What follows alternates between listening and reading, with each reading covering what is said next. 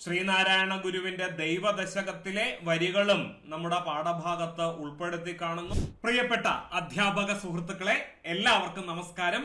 ഇന്നെത്തിയിരിക്കുന്നത് ഏതെങ്കിലും ഒരു സിലബസിൽ ഉൾപ്പെട്ടിട്ടുള്ള ഒരു പാഠഭാഗത്തെ കുറിച്ച് ചർച്ചയ്ക്ക് വേണ്ടിയിട്ടല്ല. ഇന്നെത്തിയിരിക്കുന്നത് പാഠപുസ്തകത്തെ കുറിച്ചുള്ള ഒരു ചർച്ചയുമായി ബന്ധപ്പെട്ടാണ്.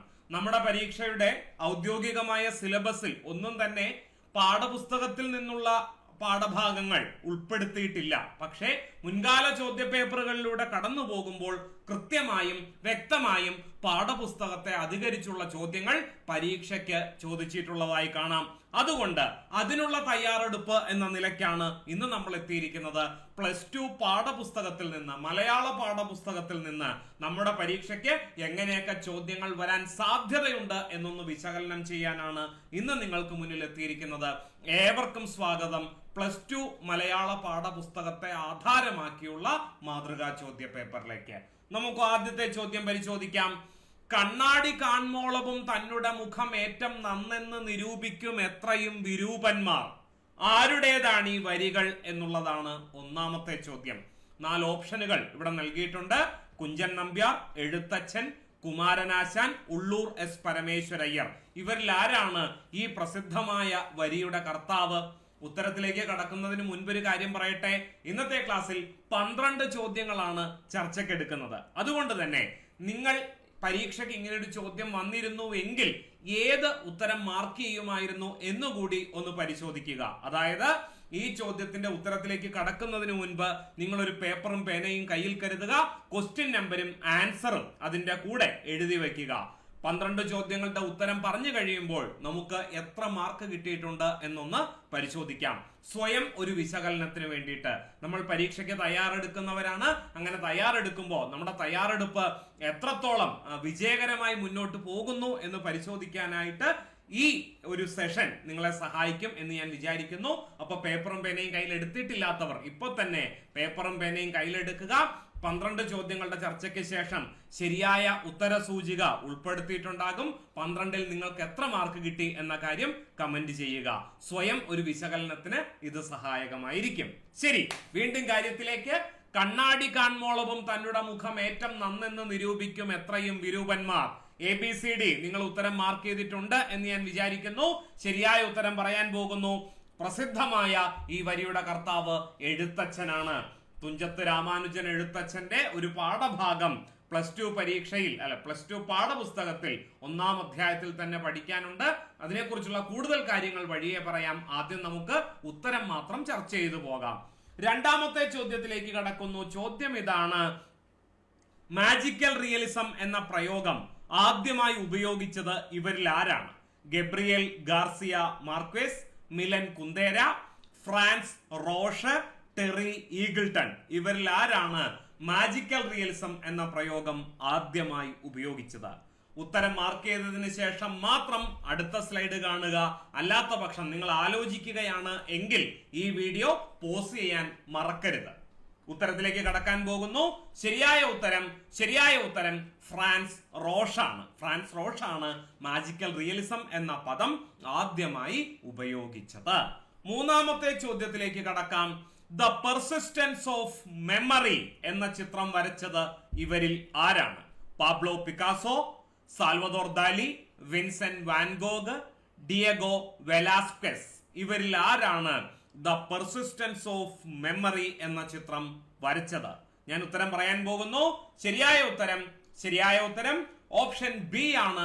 സാൽവദോർ ദാലിയാണ് ദ പെർസിസ്റ്റൻസ് ഓഫ് മെമ്മറി എന്ന വിഖ്യാത ചിത്രത്തിന്റെ രചയിതാവ്.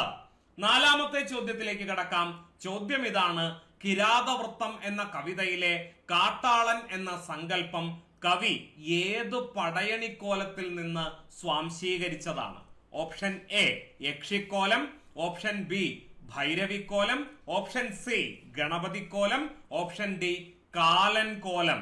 ഇതിൽ ഏതിൽ നിന്നാണ് കിരാതവൃത്തം എന്ന കടമ്മനിട്ട കവിതയിലെ കാട്ടാളൻ എന്ന സങ്കല്പം കവി സ്വാംശീകരിച്ചത്? ഉത്തരം മാർക്ക് ചെയ്ത് കഴിഞ്ഞെങ്കിൽ മാത്രം ഉത്തരം കേൾക്കുക. നാലാമത്തെ ചോദ്യത്തിന്റെ ഉത്തരം ഓപ്ഷൻ ബി ആണ്. ഭൈരവിക്കോലമാണ് ശരിയായ ഉത്തരം. ഭൈരവിക്കോലം. അഞ്ചാമത്തെ ചോദ്യത്തിലേക്ക് കടക്കാം. ചോദ്യം ഇതാണ്: പി പത്മരാജന് കേരള സാഹിത്യ അക്കാദമി അവാർഡ് നേടിക്കൊടുത്ത നോവൽ ഇതിലേതാണ്? Option A Udakappola, option B പ്രതിമയും രാജകുമാരിയും, ഓപ്ഷൻ സി വാടകയ്ക്കൊരു ഹൃദയം, ഓപ്ഷൻ ഡി നക്ഷത്രങ്ങളെ കാവൽ. ഇതിൽ ഏത് കൃതിക്കാണ്, ഏത് നോവലിനാണ് പത്മരാജന് കേരള സാഹിത്യ അക്കാദമി അവാർഡ് ലഭിച്ചത്? ഉത്തരം പറയാൻ പോകുന്നു. ശരിയായ ഉത്തരം ഓപ്ഷൻ ഡി ആണ്. നക്ഷത്രങ്ങളെ കാവൽ എന്ന കൃതിക്കാണ് പത്മരാജന് കേരള സാഹിത്യ അക്കാദമി അവാർഡ് ലഭിച്ചത്.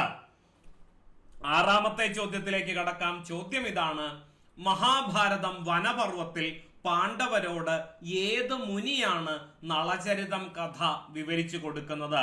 നളചരിതത്തെ കുറിച്ച് ഒരുപാട് ചോദ്യങ്ങൾ നമ്മുടെ പരീക്ഷയ്ക്ക് വന്നിട്ടുണ്ട് അല്ലെ. നളചരിതത്തിലെ ഭാഷ വെങ്കല ഭാഷയാണ് എന്ന് അഭിപ്രായപ്പെട്ട വ്യക്തി ആരാണ്? നളചരിതം ആട്ടക്കഥ എത്ര ദിവസത്തെ കഥയാണ്? തുടങ്ങി ഒരുപാട് ചോദ്യങ്ങൾ അല്ലെ. പാദസാം നിജയം വാർന്നൊഴിഞ്ഞ അളവ് സേതുബന്ധനോദ്യോഗം എന്തടോ, ആരോട് പറഞ്ഞു, തുടങ്ങി നിരവധി ചോദ്യങ്ങൾ മുൻപ് നമ്മുടെ പരീക്ഷയിൽ ചോദിച്ചിട്ടുണ്ട്. ചോദിക്കാൻ സാധ്യതയുള്ളതും ചോദിച്ചിട്ടില്ലാത്തതുമായ ഒരു ചോദ്യമാണ് ഇവിടെ ഉൾപ്പെടുത്തിയിട്ടുള്ളത്. മഹാഭാരതം വനപർവത്തിൽ പാണ്ഡവരോട് ഏത് മുനിയാണ് നളചരിതം കഥ വിവരിച്ചു കൊടുക്കുന്നത്? ദുർവാസാവാണോ, കണ്വ മഹർഷിയാണോ, മാർക്കണ്ഡേയ മഹർഷിയാണോ, ബൃഹദശ്വനാണോ? ആരാണ് ശരിയായ ഉത്തരം? ഉത്തരം പറയാൻ പോകുന്നു. ശരിയായ ഉത്തരം ഓപ്ഷൻ ഡി ആണ്. ബൃഹദശ്വ മുനിയാണ് നളചരിതം കഥ പാണ്ഡവരോട് വിവരിച്ചു കൊടുക്കുന്നത്. കിട്ടിയല്ലോ. ഏഴാമത്തെ ചോദ്യത്തിലേക്ക് കടക്കാം. ചോദ്യം ഇതാണ്: തെറ്റായ പ്രസ്താവന കണ്ടെത്തുക. 1. 1968 കൂത്താട്ടുകുളത്തെ നാടകക്കളരിയിൽ അവതരിപ്പിച്ച തനത് നാടകവേദി എന്ന ലേഖനത്തിലൂടെ കാവാലം നാരായണ പണിക്കരാണ് തനത് നാടകവേദി എന്ന സങ്കല്പത്തെ ആദ്യമായി വിശദീകരിച്ചത്. ഇത് ഒന്നാമത്തെ പ്രസ്താവന. രണ്ടാമത്തെ പ്രസ്താവന ഇതാണ്: കാവാലം നാരായണ പണിക്കരുടെ കലി എന്ന നാടകമാണ് മലയാളത്തിലെ ആദ്യത്തെ തനത് നാടകം.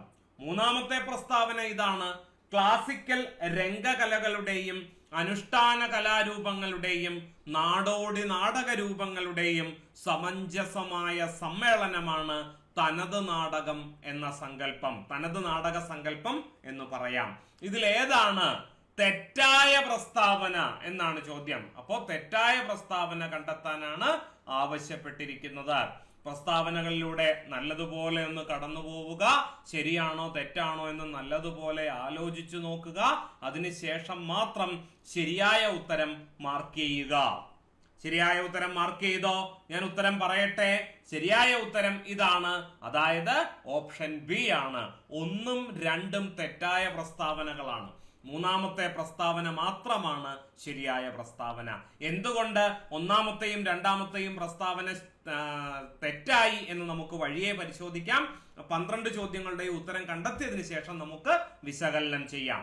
അടുത്ത ചോദ്യം ഇതാണ്: മഞ്ജുതരം എന്ന ആത്മകഥയുടെ കർത്താവ് ഇവരിൽ ആരാണ്?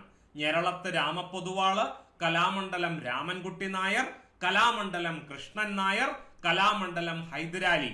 ഇവരിൽ ആരുടെ ആത്മകഥയാണ് മഞ്ജുതരം? കിട്ടിയോ? ശരിയായ ഉത്തരം കിട്ടിയോ? പറയാൻ പോകുന്നു. ശരിയായ ഉത്തരം ഓപ്ഷൻ ഡി ആണ്. കലാമണ്ഡലം ഹൈദരാലിയുടെ ആത്മകഥയുടെ പേരാണ് മഞ്ജുതരം. വളരെ വളരെ പ്രധാനപ്പെട്ടത്. അടുത്ത ചോദ്യത്തിലേക്ക് കടക്കാം. 9ാമത്തെ ചോദ്യം ഇതാണ്: മാപ്പിളപ്പാട്ടുമായി ബന്ധപ്പെട്ട തെറ്റായ പ്രസ്താവന കണ്ടെത്തുക. ഓപ്ഷൻ എ: ദ്രാവിഡ പാരമ്പര്യത്തിലെ ആദ്യാക്ഷരപ്രാസം അഥവാ മോനയ്ക്ക് തുല്യമാണ് മാപ്പിളപ്പാട്ടിലെ കഴുത്ത്, കമ്പി എതുകയ്ക്കും. ഓപ്ഷൻ ബി: 1944 വള്ളുവമ്പറത്തെ ഹിച്ച് കോക്കിന്റെ സ്മാരകം തകർക്കുവാൻ ആഹ്വാനം ചെയ്തുകൊണ്ട് കമ്പളത്ത് ഗോവിന്ദൻ നായർ എഴുതിയ മാപ്പിളപ്പാട്ട് ഏറെ സമരാവേശം പകർന്ന ഒരു രചനയാണ്. ഇത് രണ്ടാമത്തെ പ്രസ്താവനയാണ്. Option C. മൂന്നാമത്തെ പ്രസ്താവന നോക്കാം. മഹാകവി മോയിൻകുട്ടി വൈദ്യരാണ് ബദറുൽ മുനീർ ഹസ്നുൽ ജമാൽ രചിച്ചത്. ഓപ്ഷൻ ഡി ഇതാണ്. ഈ ഗാനശാഖയ്ക്ക് മാപ്പിളപ്പാട്ട് എന്ന പേര് വരുന്നത് അൽ അമീൻ പത്രത്തിൽ വക്കം അബ്ദുൽ ഖാദർ മാപ്പിളപ്പാട്ടുകൾ എന്ന പേരിൽ ഒരു ലേഖനം എഴുതിയത് മുതലാണ് 1932 അങ്ങനെ ഒരു ലേഖനം എഴുതിയതിന് ശേഷമാണ് ഈ സാഹിത്യ ശാഖയ്ക്ക് അല്ലെങ്കിൽ ഈ ഗാനശാഖയ്ക്ക് മാപ്പിളപ്പാട്ടുകൾ എന്ന പേര് വന്നത് എന്ന് ചരിത്രകാരന്മാർ അഭിപ്രായപ്പെട്ടിട്ടുണ്ട്. അപ്പോ 4 പ്രസ്താവനകളും നമ്മൾ കണ്ടു കഴിഞ്ഞു. ഇതിൽ തെറ്റായ പ്രസ്താവന കണ്ടെത്താനാണ് ചോദ്യം. ഓപ്ഷൻ എ നമ്മൾ വായിച്ചു, ഓപ്ഷൻ ബി നമ്മൾ വായിച്ചു, ഓപ്ഷൻ സി കണ്ടു, ഓപ്ഷൻ ഡി കണ്ടു. ഇതിൽ തെറ്റായ പ്രസ്താവന കണ്ടെത്തിയോ? ശരിയായ ഉത്തരം ഓപ്ഷൻ എ ആണ്. ആദ്യാക്ഷരപ്രാസം അഥവാ മോനയ്ക്ക് തുല്യമാണ് കഴുത്ത്, കമ്പി എതുകയ്ക്ക് തുല്യവും. അതുമാത്രമാണ് ഈ തന്നിട്ടുള്ളതിൽ തെറ്റായ പ്രസ്താവന. ബാക്കി 3 പ്രസ്താവനകളും ശരിയാണ്. എന്തുകൊണ്ടത് തെറ്റായി എന്ന് വഴിയെ വിശദീകരിക്കാം. 10ാമത്തെ ചോദ്യത്തിലേക്ക് കടക്കുകയാണ്. 10ാമത്തെ ചോദ്യം ഇതാണ്. 2023 കേരള സാഹിത്യ അക്കാദമി അവാർഡ് ഗ്രേസിക്ക് നേടിക്കൊടുത്ത കൃതി ഇതിൽ ഏതാണ്? വാരനാടൻ കഥകൾ, ഇ ഫോർ ഈഡിപ്പസ്, സിൻ, പെൺകുട്ടിയും കൂട്ടരും. ഇതിൽ ഏത് കൃതിക്കാണ് ഗ്രേസിക്ക് 2023 കേരള സാഹിത്യ അക്കാദമി അവാർഡ് ലഭിച്ചത് എന്നതാണ് 10ാമത്തെ ചോദ്യം. ഉത്തരം കിട്ടിയോ? ഉത്തരം ഞാൻ പറയാൻ പോകുന്നു. മാർക്ക് ചെയ്തിട്ടില്ലെങ്കിൽ വീഡിയോ പോസ് ചെയ്യുക. അതിനുശേഷം മാത്രം ഉത്തരം മാർക്ക് ചെയ്തതിനു ശേഷം മാത്രം തുടർന്ന് കാണുക.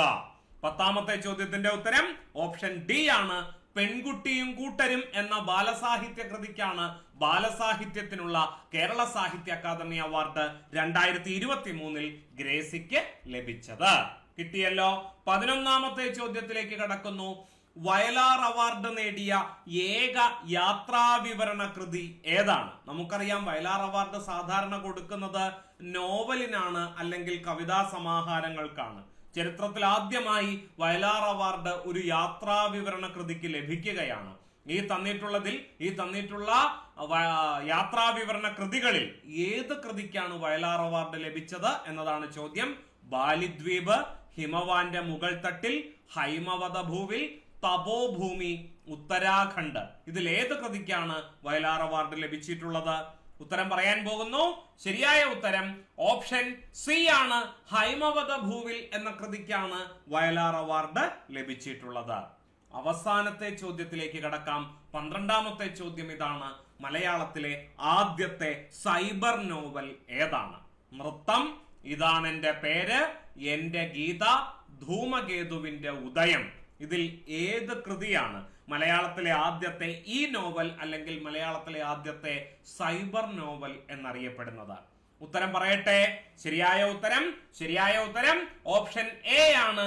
എം മുകുന്ദന്റെ നൃത്തം എന്ന നോവലാണ് മലയാളത്തിലെ ആദ്യത്തെ സൈബർ നോവൽ എന്നറിയപ്പെടുന്നത്.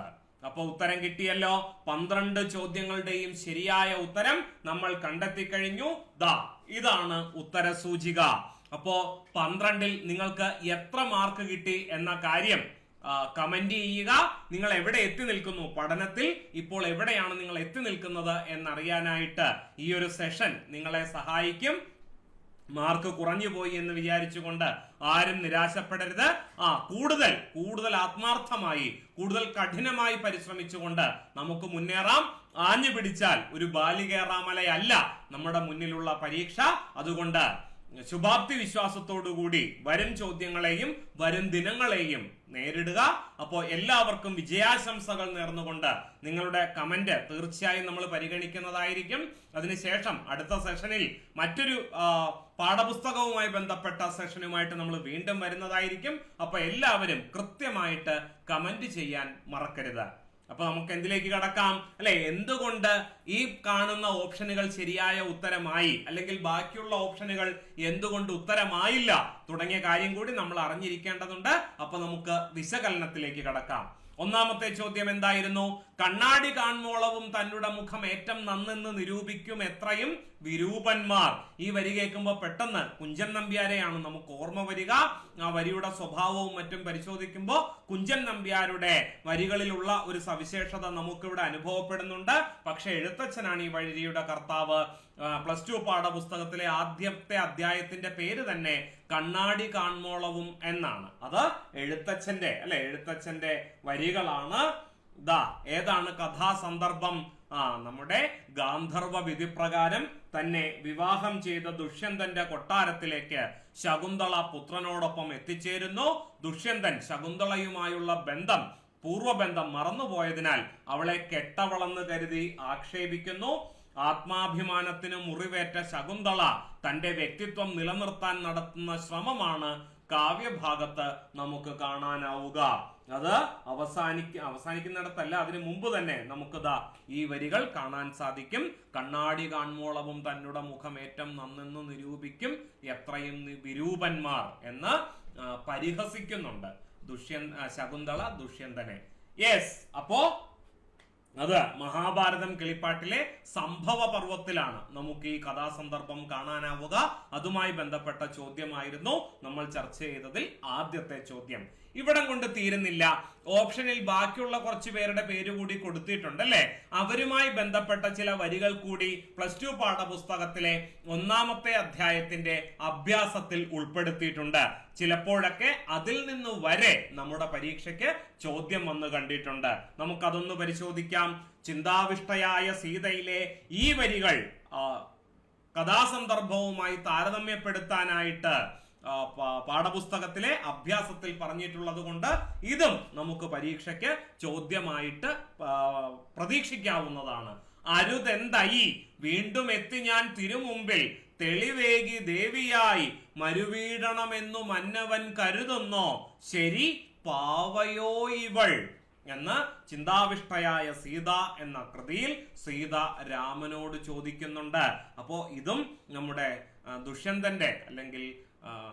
ദുഷ്യന്തന്റെ കഥയുമായിട്ട് ഇതിന് ബന്ധമുണ്ട്. അതിലേക്കൊന്നും നമുക്ക് കടക്കേണ്ട ആവശ്യമില്ല. അപ്പൊ ഈ വരികൾ ചിന്താവിഷ്ടയായ സീതയിലേതാണ്. കുമാരനാശാനാണ് ഇതിന്റെ കർത്താവ് എന്നറിഞ്ഞിരിക്കുക. മറ്റൊന്ന് നോക്കാം. വാസരനാഥന് വസ്വന്തം വായിക്കവേ വാസന്തമാമൊരു സായാഹ്നത്തിൽ വാസവ ദിഗ്വതു രാഗേന്ദു ദൂർത്തന് വാസക സജ്ജികയായി വസിച്ചു. കാർ വളർ കൂന്തലിൽ താരപ്പൂ ചൂടുമാ പാർവണ ചന്ദ്രബിംബാനനയാൾ വാരൊളി വെൺകതിർ പുഞ്ചിരി ചാർത്തിനാൽ പാരൊരു പാൽക്കടലാക്കി നിന്നു. ഈ മനോഹരമായ വരികൾ നമുക്ക് കാണാൻ സാധിക്കുന്നത് എവിടെയാണ്? ഉള്ളൂർ എസ് പരമേശ്വരയ്യരുടെ പിങ്കള എന്ന കൃതിയിലാണ് ഈ വരികൾ നമുക്ക് കാണാനാവുക. കിട്ടിയല്ലോ. അതുപോലെ ശ്രീനാരായണ ഗുരുവിന്റെ ദൈവദശകത്തിലെ വരികളും നമ്മുടെ പാഠഭാഗത്ത് ഉൾപ്പെടുത്തി കാണുന്നു. നമുക്കറിയാം, ദൈവമേ കാത്തുകൊള്ളുകങ്ങ് കൈവിടാതിന്നു ഞങ്ങളെ, നാവികൻ നീ ഭവാബ്ദിക്ക് ഒരു രാവിവൻ തോണി നിൻ പദം, ഒന്നൊന്നായി എണ്ണി എണ്ണി തൊട്ടെണ്ണം ഒടുങ്ങിയാൽ നിന്നിടും ദൃക്കുപോലുള്ളം നിന്നിൽ അസ്പന്ദമാകണം, അന്നവസ്ത്രാദി മുട്ടാതെ തന്നു രക്ഷിച്ചു ഞങ്ങളെ, ധന്യരാക്കുന്ന നീ ഒന്നു തന്നെ ഞങ്ങൾക്ക് തമ്പുരാൻ എന്നാരംഭിക്കുന്ന ശ്രീനാരായണ ഗുരുവിന്റെ ദൈവദശകത്തെയും ഒന്ന് പരിഗണിക്കുക. നമുക്കറിയാം, +1 പാഠപുസ്തകത്തില് അനുകമ്പാ ദശകത്തിലെ ഒരു ഭാഗം പഠിക്കാനുള്ളതാണ്. അപ്പൊ അവിടെയും ശ്രീനാരായണ ഗുരുവിന്റെ രചനകൾക്ക് കാര്യമായ പ്രാധാന്യമുണ്ട്, നമ്മൾ പരിഗണിക്കേണ്ടതായിട്ട് ഉണ്ട്. കിട്ടിയല്ലോ. അപ്പോ ഇത്തരത്തിൽ വേണം നമ്മൾ എന്ത് ചെയ്യാനായിട്ട്? പരീക്ഷയ്ക്ക് ചോദിക്കാൻ സാധ്യതയുള്ള ചോദ്യങ്ങളെ വിശകലനം ചെയ്യാനായിട്ട്. അനുബന്ധ വസ്തുതകൾ അറിഞ്ഞിരിക്കുക എന്നുള്ളത് നമ്മളെ സംബന്ധിച്ചിടത്തോളം, നമ്മളെ പരീക്ഷയെ സംബന്ധിച്ചിടത്തോളം വളരെ വളരെ പ്രധാനപ്പെട്ടതാണ്. രണ്ടാമത്തെ ചോദ്യത്തിലേക്ക് കടക്കുന്നു. മാജിക്കൽ റിയലിസം എന്ന പ്രയോഗം ആദ്യമായി ഉപയോഗിച്ചത്, എല്ലാവരുടെയും ചിന്ത പെട്ടെന്ന് കടന്നു പോകുന്നത് ഗബ്രിയേൽ ഗാർസിയ മാർക്വേസിലായിരിക്കും അല്ലെ. അദ്ദേഹത്തിന്റെ ഏകാന്തതയുടെ 100 വർഷങ്ങൾ അഥവാ 100 Years of Solitude എന്ന കൃതിയായിരിക്കും എല്ലാവരുടെ മനസ്സിലേക്കും ആദ്യം ഓടിയെത്തുക. ഒരുപക്ഷെ മാജിക്കൽ റിയലിസത്തെ ഏറ്റവും ഫലപ്രദമായി സാഹിത്യത്തിൽ ഉപയോഗിച്ച വ്യക്തി മാർക്വേസ് ആയിരിക്കാം. പക്ഷേ ആ പദം, ആ പ്രയോഗം ആദ്യമായി ഉപയോഗിച്ചത് ഫ്രാൻസ് റോഷാണ് കേട്ടോ. ജർമ്മൻ കലാനിരൂപകനായ ഫ്രാൻസ് റോഹ് എന്നും ഫ്രാൻസ് റോഷ് എന്നും അദ്ദേഹത്തിന്റെ പേര് ഉപയോഗിച്ച് കാണുന്നു. രൂപാന്തര യാഥാർത്ഥ്യത്തെ കാണിക്കുന്നതിനായിരുന്നു ഈ പദം അദ്ദേഹം ഉപയോഗിച്ചത്. പിന്നീട് വെനിസ്വലൻ എഴുത്തുകാരനായ അർത്തുറോ ഉസ്ലാർ പിയേത്രി ഈ പദം ചില ലാറ്റിൻ അമേരിക്കൻ സാഹിത്യകാരുടെ കൃതികളെ വിവരിക്കാനായിട്ട് ഉപയോഗിച്ചിട്ടുണ്ട്. മാജിക്കൽ റിയലിസം വിദഗ്ധമായി തന്റെ കൃതികളിൽ കൂട്ടിച്ചേർത്ത വിശ്രുത ലാറ്റിൻ അമേരിക്കൻ സാഹിത്യകാരൻ നിസ്സംശയം പറയാം ഗബ്രിയേൽ ഗാർസിയ മാർക്വേസ് ആണ്. അങ്ങനെയാണെങ്കിൽ മലയാളത്തിൽ മാജിക്കൽ റിയലിസം സജീവമായി ഉപയോഗപ്പെടുത്തിയ ചില കൃതികളെ കൂടി നമ്മൾ പരിഗണിക്കേണ്ടതായിട്ടുണ്ട്. ഏതൊക്കെയാണത്? ശ്രദ്ധിക്കണേ, വളരെ വളരെ പ്രധാനപ്പെട്ടത് സേതുവിന്റെ പാണ്ഡവപുരം, KV മോഹൻകുമാറിന്റെ ഏഴാം ഇന്ദ്രിയം, വിനോദ് മങ്കരയുടെ കരയിലേക്ക് ഒരു കടൽ ദൂരം എന്നീ നോവലുകളിൽ മാജിക്കൽ റിയലിസത്തിന്റെ സമർത്ഥമായ പ്രയോഗം നമുക്ക് കാണാൻ സാധിക്കും. കിട്ടിയല്ലോ. പിന്നെ ആദ്യത്തെ മാജിക്കൽ റിയലിസ്റ്റിക് നോവൽ എന്ന് വിശേഷിപ്പിക്കുന്നത് ലൂയിസ് ബോൾഗർ എന്ന അർജന്റീനിയൻ നോവലിസ്റ്റിന്റെ ഹിസ്റ്റോറിയ യൂണിവേഴ്സൽ ഡെ ലാ ഇൻഫാമിയ എന്ന ബൃഹത് കൃതിയാണ്. അദ്ദേഹത്തിന്റെ പുതിയ ആഖ്യാന രീതിയിൽ ആകൃഷ്ടനായിട്ടാണ് താൻ മാജിക്കൽ റിയലിസം പരീക്ഷിച്ചു തുടങ്ങിയത് എന്ന് പലതവണ നമ്മുടെ പ്രിയപ്പെട്ട എഴുത്തുകാരൻ മാർക്വേസ് പറഞ്ഞിട്ടുണ്ട്. ശ്രദ്ധിക്കണേ, വളരെ വളരെ പ്രധാനപ്പെട്ടത്. ആദ്യമായിട്ട് മാജിക്കൽ റിയലിസത്തെ സമർത്ഥമായി പ്രയോഗിച്ച ജോർജ് ലൂയിസ് ബോർഗസിനെ നമുക്കിവിടെ കാണാം. അദ്ദേഹത്തിന്റെ നോവലിന്റെ കവർ ചിത്രവും നമുക്കിവിടെ കാണാം. കൃതിയുടെ പേര് ഹിസ്റ്റോറിയ യൂണിവേഴ്സൽ ഡെ ലാ ഇൻഫാമിയ എന്നാണ്. വളരെ വലിയൊരു പുസ്തകമാണ് കേട്ടോ. പിന്നെ മാർക്വേസിനെ പോലെ മാജിക്കൽ റിയലിസത്തിന്റെ അപാര സാധ്യതയുള്ള ആകാവുന്നത്ര പ്രയോജനപ്പെടുത്തിയ എഴുത്തുകാരനാണ് ക്യൂബൻ നോവലിസ്റ്റായ അലേജോ കാർപെന്റർ. അതുപോലെ Italo Calvino, John Fowles, Gunter Grass, Angela Carter, Salman Rushdie എന്നീ പ്രമാണികളായ എഴുത്തുകാരന്മാരും മാജിക്കൽ റിയലിസത്തിന്റെ പ്രയോക്താക്കളായിട്ട് ലോക സാഹിത്യത്തിൽ അടയാളപ്പെട്ട് കഴിഞ്ഞവരാണ്. അപ്പോ മാജിക്കൽ റിയലിസവുമായി ബന്ധപ്പെട്ട എഴുത്തുകാർ മാത്രം അടങ്ങിയ നിര ചുവടെ തന്നിട്ടുള്ളതിൽ നിന്നും കണ്ടെത്തുക. അത്തരത്തിലുള്ള ചോദ്യം കൂടി നമ്മുടെ പരീക്ഷയ്ക്ക് പ്രതീക്ഷിക്കാം. മിലൻ കുന്ദേരയുടെ പേരും നമുക്ക് മറക്കാൻ സാധിക്കില്ല. റിയലിസവും കൽപ്പനയും തമ്മിൽ എന്നും നിലനിൽക്കുന്ന ആ ഒരു പിരിമുറുക്കം, അതിനെ സർഗാത്മകമായി മറികടക്കാനും ഒരു വ്യത്യസ്ത കാഴ്ച കണ്ടെത്താനുമുള്ള പരിശ്രമം, അതാണ് റിയലിസം എന്നും മാർക്സിസ്റ്റ് സാഹിത്യ ചിന്തകനായ ടെറി ഈഗിൾട്ടൺ നിരീക്ഷിക്കുകയുണ്ടായി. ഓപ്ഷനില് ടെറി ഈഗിൾട്ടൺ ഉണ്ടായിരുന്നു അല്ലെ. അപ്പൊ മിലൻ കുന്ദേരയുടെ കാര്യവും ടെറി ഈഗിൾട്ടന്റെ കാര്യവും അവർക്കും ഈ പറയുന്നത് പോലെ മാജിക്കൽ റിയലിസവുമായിട്ടുള്ള ബന്ധം മറക്കരുത്, പ്രധാനപ്പെട്ടതാണ്. ഇത് നോക്കൂ, മാജിക്കൽ റിയലിസം യഥാർത്ഥത്തിന്റെ നിഷേധമല്ല, പുനർനിർമ്മിതിയാണ്. മിത്തും ചരിത്രവും ഒക്കെ അതിൽ ഇടകലരുന്നുണ്ട്. ഓർമ്മയുടെ ഇടനാഴികളെ അത് കലാത്മകമായി യോജിപ്പിക്കുന്നു. മഹാഭാരതം വാസ്തവത്തിൽ മാജിക്കൽ റിയലിസത്തിന്റെ പ്രസരം ശക്തിയായുള്ള ഒരു ഇതിഹാസ കാവ്യമാണ് എന്ന നിഗമനത്തിലേക്ക് നമുക്ക് എത്തിച്ചേരാൻ സാധിക്കും. മാജിക്കൽ റിയലിസത്തിന്റെ പുതിയ മാനങ്ങൾ കണ്ടെത്തി എന്നതാണ് ഗബ്രിയേൽ ഗാർസിയ മാർക്വേസിന്റെ എടുത്തു പറയേണ്ട നേട്ടം. അദ്ദേഹത്തിന് അനുകർത്താക്കൾ പലരും ഉണ്ടായെങ്കിലും അദ്ദേഹത്തെ മറികടക്കാൻ ഇന്നേ വരെ ലോക സാഹിത്യത്തിൽ ആർക്കും സാധിച്ചിട്ടില്ല എന്നുള്ളതാണ് വസ്തുത.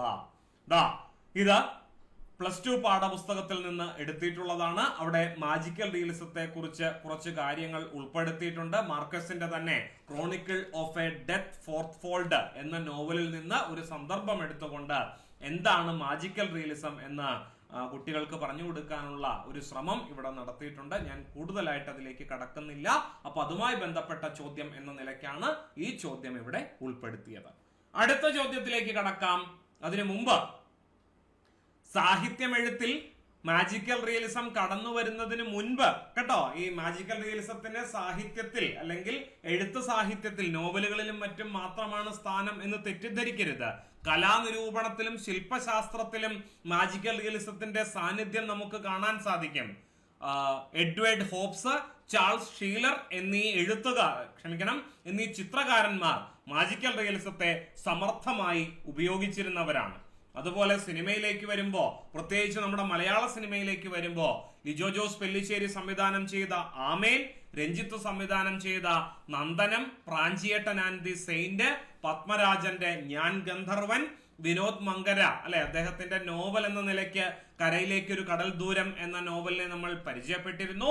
അതേ പേരിൽ അത് സിനിമയുമായിട്ടുണ്ട്. ഈ ചിത്രങ്ങളും ഒക്കെ തന്നെയും മാജിക്കൽ റിയലിസത്തിനുള്ള മലയാള സാഹിത്യത്തിൽ നിന്നുള്ള, മലയാള തിരക്കഥാ സാഹിത്യത്തിൽ നിന്നുള്ള മികച്ച ദൃഷ്ടാന്തങ്ങളാണ്. കിട്ടിയല്ലോ. ഇനി നമുക്ക് അടുത്ത ചോദ്യത്തിലേക്ക് കടക്കാം. വിഖ്യാതമായ ചിത്രം ദ പെർസിസ്റ്റൻസ് ഓഫ് മെമ്മറി, ഈ ചിത്രം ആരാണ് വരച്ചത് എന്നതാണ് മൂന്നാമത്തെ ചോദ്യം. Pablo Picasso, Salvador Dali, Vincent Van Gogh, Diego Velazquez എന്നിവരായിരുന്നു ഓപ്ഷനിൽ ഉണ്ടായിരുന്നത്. ശരിയായ ഉത്തരം സാൽവദോർ ദാലിയാണ്. സാൽവദോർ ദാലിയെ ഒരു വട്ടം കണ്ടവർ മറക്കില്ല, കാരണം അദ്ദേഹത്തിന്റെ കൊമ്പൻ മീശ അപ്രകാരമുള്ളതാണ്. അതുപോലെ തന്നെ ദ പെർസിസ്റ്റൻസ് ഓഫ് മെമ്മറി എന്ന ചിത്രവും നിങ്ങളുടെ ഉള്ളിൽ ഉണ്ടാകും. നമുക്കതൊന്ന് കണ്ടു നോക്കാം. വിഖ്യാതമായ ചിത്രമാണിത്. ദ പെർസിസ്റ്റൻസ് ഓഫ് മെമ്മറി എന്ന ചിത്രത്തിന്റെ രചയിതാവായ സാൽവദോർ ദാലിയുടെ ചിത്രവും നമുക്ക് ഒരു വശത്ത് കാണാൻ സാധിക്കുന്നുണ്ട് അല്ലെ. നമുക്ക് വിശദീകരണത്തിലേക്ക് കടക്കാം. സാൽവദോർ ദാലി 27ാമത്തെ വയസ്സിലാണ് ചിത്രം വരച്ചു തുടങ്ങിയത്. സർറിയലിസ്റ്റുകൾ അബോധത്തിന്റെ വാസ്തവത്തെ ചിത്രീകരിക്കാൻ പരീക്ഷണം നടത്തിയവരാണ്. സാൽവദോർ ദാലിയുടെ തന്നെ വാക്കുകളിൽ, കൈകൊണ്ട് ചായം നൽകിയിട്ടുള്ള സ്വപ്നത്തിന്റെ ഫോട്ടോഗ്രാഫുകളാണ് സർറിയലിസ്റ്റിക് ചിത്രങ്ങൾ എന്ന് പറയാം. ഇത് പിൽക്കാലത്ത് സർറിയലിസ്റ്റിക് ചിത്രങ്ങൾക്കുള്ള ഒരു പൊതുവായിട്ടുള്ള നിർവചനമായി മാറുകയുണ്ടായി. അതുകൊണ്ട് ശ്രദ്ധിച്ചാൽ അറിയാം, ഈ ദ പെർസിസ്റ്റൻസ് ഓഫ് മെമ്മറി അല്ലെ, പെർസിസ്റ്റൻസ് ഓഫ് മെമ്മറി എന്ന ഈ ചിത്രത്തിന്റെ തന്നെ പ്രത്യേകത എന്താണ്? ചിത്രം ഒരു ഫോട്ടോഗ്രാഫ് പോലെ വ്യക്തമാണ്, അതേസമയം അതിലെ വസ്തുക്കളും സ്ഥലവും നിഗൂഢമാണ്. ചിത്രത്തിലെ സ്ഥലം സ്വപ്നത്തിലെ സ്ഥലമാണ്. കണ്ടോ ഈ ഒരു ചിത്രം? പലപ്പോഴും നമ്മൾ സ്വപ്നം കാണുമ്പോൾ ഇങ്ങനെയാണ്, പല പല പരസ്പര ബന്ധമില്ലാത്ത പല ആൾക്കാരും, നമ്മുടെ ജീവിതത്തിലൂടെ കടന്നു പോയിട്ടുള്ള പല ആൾക്കാരും പല ഇടങ്ങളിൽ വെച്ച്, ഗോവർദ്ധന്റെ യാത്രകൾ പോലെ അല്ലെ, പല കഥാപാത്രങ്ങൾ പല ഇടങ്ങളിൽ വെച്ച് സന്ധിക്കുന്നത് നമ്മുടെ സ്വപ്നത്തിലൊക്കെ നമ്മൾ അനുഭവിച്ചിട്ടുള്ളതാണ്. കവിതയിൽ എന്ന പോലെ ചിത്രത്തിൽ ബിംബങ്ങളെ വിശകലനം ചെയ്യേണ്ടതുണ്ട്. അത് വച്ച് സ്വപ്നത്തിൽ സമയം അസ്ഥിരമാണ്. പെട്ടെന്ന് ഞെട്ടി ഉണരുന്ന ഒരാൾക്ക് ഇത് ഏത് സമയമാണ് എന്ന് മനസ്സിലാക്കാൻ പ്രയാസമുണ്ട്. സ്വപ്നത്തിൽ സമയത്തിന് യാതൊരു അർത്ഥവുമില്ല. അതിന്റെ ശക്തി നശിച്ച അവസ്ഥയെ വ്യക്തമാക്കാൻ ഘടികാരങ്ങൾക്ക് നിശ്ചിത ഘടന ഇല്ലാതെയാകുന്നുണ്ട്. ഈ ചിത്രത്തിൽ പല തരത്തിൽ അർത്ഥം നഷ്ടപ്പെടുന്ന ഘടികാരങ്ങളെയാണ് 4 ക്ലോക്കുകളുടെ വ്യത്യസ്തമായ അവസ്ഥയിലൂടെ ഈ ചിത്രത്തിൽ ചിത്രീകരിച്ചിരിക്കുന്നത്. ഉറക്കത്തിലുള്ള സൂചനയ്ക്കായി മറ്റൊരു ബിംബം ചിത്രത്തിലുള്ള ആ ജീവിയാണ്. അത് ഉറങ്ങുകയാണ്. അതിന്റെ വലിയ കൺപീലി സ്വപ്നാവസ്ഥയിൽ ചലിക്കുന്ന കണ്ണുകളുടെ ഓർമ്മ കൊണ്ടുവരികയും ചെയ്യുന്നുണ്ട്. അങ്ങനെ സ്വപ്നത്തിനകത്ത് മറ്റൊരു സ്വപ്നം കൂടി സാൽവദോർ ദാലി ഒരുക്കുന്നുണ്ട്. ഇത് ഒരു വ്യാഖ്യാനമാണ്. മറ്റൊരു വ്യാഖ്യാനം ഇതാണ്: ക്ലോക്കുകൾ 1920-30 കാലയളവിൽ യൂറോപ്പിലെ മധ്യവർഗം സമയം പാഴാക്കാതിരിക്കാനായി കൊണ്ടു നടന്ന പോക്കറ്റ് വാച്ചുകളുടെ വികസിത രൂപമാണ് എന്നാണ്. സാമൂഹികമായ സമ്മർദ്ദങ്ങളിൽ നിന്ന് വിടുതൽ നേടാൻ ജീവിതത്തെ സർക്കാസ്റ്റിക്കായി നോക്കിക്കണ്ടവരാണ് സർ റിയലിസ്റ്റുകൾ. അതുകൊണ്ട് ഐൻസ്റ്റീന്റെ കാലത്തിന് ശേഷം സമയം എന്താ സംഗതി അത്ര പ്രാധാന്യമുള്ളതല്ലെന്നും അതൊരു പോക്കറ്റ് വാച്ചിനകത്ത് കെട്ടിയിടാനുള്ളതല്ലെന്നും അത് കൂടുതൽ സങ്കീർണവും ആപേക്ഷികവുമാണെന്നുള്ള ആശയം ഉരുകുന്ന, ഉറുമ്പുകൾ തിന്നു തീർക്കുന്ന വാച്ചുകളിലുണ്ട് എന്ന് ചിലർ വാദിക്കുന്നു. അങ്ങനെ ഒരുപാട് വ്യാഖ്യാനങ്ങൾ സാൽവദോർ ദാലിയുടെ ഈ ചിത്രത്തെ പിൻപറ്റി ഉണ്ടായിട്ടുണ്ട്. സ്ഥിരമായ ഓർമ്മ അഥവാ ഓർമ്മയുടെ ശാഠ്യം, ദ പെർസിസ്റ്റൻസ് ഓഫ് മെമ്മറി എന്ന ശീർഷകം പോലും ഒരു തമാശയായിട്ടാണ് ചിത്രത്തിന് സാൽവദോർ ദാലി നൽകിയത് എന്ന് വാദമുണ്ട്. നമുക്കറിയാം, പഴയ 10ാം ക്ലാസ് ടെക്സ്റ്റ് ബുക്കില് ഒരു ചിത്രമുണ്ട്. ആ ചിത്രത്തെ അധികരിച്ചൊരു കഥയുമുണ്ട്. ഏതാണ് ആ ചിത്രം? ഉരുളക്കിഴങ്ങ് തീനികൾ അഥവാ പൊട്ടറ്റോ ഈറ്റേഴ്സ്. ആരാണ് ആ കഥയുടെ കർത്താവ്? നമുക്കറിയാം, വിഖ്യാത നോവലിസ്റ്റ് സുഭാഷ് ചന്ദ്രനാണ് പൊട്ടറ്റോ ഈറ്റേഴ്സ് അഥവാ ഉരുളക്കിഴങ്ങ് തീനികൾ എന്ന കഥ എഴുതിയിട്ടുള്ളത്. വിൻസെന്റ് വാൻഗോഗിന്റെ വിഖ്യാതമായ ചിത്രം പൊട്ടറ്റോ ഈറ്റേഴ്സിനെ അധികരിച്ചാണ് സുഭാഷ് ചന്ദ്രൻ അങ്ങനെ ഒരു കഥ എഴുതിയിട്ടുള്ളത് എന്ന കാര്യവും ഇവിടെ ചേർത്ത് നമുക്ക് ചിന്തിക്കാവുന്നതാണ്. അടുത്ത ചോദ്യത്തിലേക്ക് കടക്കാം. ചോദ്യം ഇതാണ്: കിരാതവൃത്തം എന്ന കവിതയിലെ കാട്ടാളൻ എന്ന സങ്കല്പം കവി ഏത് പടയണിക്കോലത്തിൽ നിന്ന് സ്വാംശീകരിച്ചതാണ്? നിസ്സംശയം പറയാം, ഭൈരവിക്കോലമാണ് ശരിയായ ഉത്തരം. 101 പാള ഭൈരവിക്കോലം, അതുപോലെ 1001 പാള മഹാഭൈരവിക്കോലം, അതൊക്കെ അല്ലെ നമുക്ക് സുപരിചിതമാണ്. ഇവിടെ 101 പാളയുടെ ഭൈരവിക്കോലം നമുക്ക് കാണാൻ സാധിക്കുന്നു. കേരളത്തിന്റെ പ്രാചീന ഗോത്ര സംസ്കാരത്തിന്റെ ഭാഗമായി കാളീക്ഷേത്രങ്ങളിൽ നടത്തുന്ന അനുഷ്ഠാന കലയാണ് പടയണി. അസുര ചക്രവർത്തിയായ ദാരികനെ ശിവപുത്രിയായ ഭദ്രകാളി നിഗ്രഹിക്കുന്നതുമായി ബന്ധപ്പെട്ടാണ് പടയണിയുടെ ഐതിഹ്യകഥ കാണാനാവുക. ദാരികനെ വധിച്ചിട്ടും കലിയടങ്ങാതെ നിന്ന ഭദ്രകാളിയുടെ കോപം അടക്കാൻ ശിവപുത്രനായ മുരുകൻ പ്രകൃതിയിൽ നിന്നും പരിസരങ്ങളിൽ നിന്നും കയ്യെത്തിയെടുത്ത പച്ചിലച്ചാറ്, ചെഞ്ചാറ്, മഞ്ഞള്, കരിക്കട്ടകൾ, വിവിധ വർണ്ണങ്ങളിലുള്ള ചുണ്ണാമ്പ് കല്ലുകൾ എന്നിവ ചാലിച്ചെടുത്ത ചായക്കൂട്ടുകളാൽ കമുകിൻ പാളകളിൽ വരച്ച് കാളിയുടെ മുൻപിൽ തുള്ളിയെന്നും ഇതോടെ കാളിയുടെ കോപം അടങ്ങി എന്നുമാണ് ഐതിഹ്യം. ഇതിന്റെ ഓർമ്മ പുതുക്കലാണത്രേ പടയണിയായി ആചരിക്കുന്നത്. കേന്ദ്ര ടൂറിസം വകുപ്പിന്റെ കീഴിൽ പ്രവർത്തിക്കുന്ന ഒരു കലാസ്ഥാപനമാണ് കടമ്മനിട്ട പടയണി ഗ്രാമം. കടമ്മനിട്ട ഭഗവതി ക്ഷേത്രത്തിന്റെ സമീപമാണ് കടമ്മനിട്ട പടയണി ഗ്രാമം സ്ഥിതി ചെയ്യുന്നത്. 2006 പ്രവർത്തനം ആരംഭിച്ചത്. വളർന്നു വരുന്ന പുതിയ തലമുറയ്ക്ക് പടയണിയെ പറ്റി അറിയാനും പഠിക്കാനും വേണ്ടി പടയണി അനുബന്ധ കലാരൂപങ്ങൾക്ക് ഒരു പരിശീലന കളരി നൽകുക എന്നതാണ് പടയണി ഗ്രാമത്തിന്റെ ലക്ഷ്യം. പടയണി, തപ്പുമേളം, വേലകളി, ചെണ്ട എന്നിവയുടെ സജീവമായ പരിശീലനവും എവിടെ നടക്കുന്നുണ്ട്? പടയണി ഗ്രാമത്തിൽ നടക്കുന്നുണ്ട്. കടമ്മനിട്ട ഗോത്രകലാകളരിയിലെ ആശാന്മാരാണ് പരിശീലന കളരി നടത്തുന്നത്. ഇനിയും 7ഓളം ചോദ്യങ്ങൾ നമുക്ക് വിശകലനം ചെയ്യേണ്ടതുണ്ട്. ആ ചോദ്യങ്ങളുടെ വിശദീകരണവും വിശകലനവുമായിട്ട് അടുത്ത സെഷനിൽ നമ്മൾ വീണ്ടും മുഖാമുഖം കാണുന്നതായിരിക്കും. അപ്പോൾ ഇങ്ങനെ ഒരു സെഷൻ നിങ്ങൾക്ക് എത്രത്തോളം പ്രയോജനപ്പെട്ടു എന്ന കാര്യം കമന്റ് ചെയ്യാനായിട്ട് മറക്കരുത്. നിങ്ങളുടെ ആ ഫീഡ്ബാക്ക് കണ്ടതിന് ശേഷമായിരിക്കും ഇതിന്റെ തുടർച്ചയുമായി ഞാൻ എത്തുക. അപ്പോ ഇന്നത്തേക്ക് ഈ സെഷൻ അവസാനിപ്പിക്കുന്നു. നമുക്ക് വീണ്ടും കാണാം. നന്ദി, നമസ്കാരം.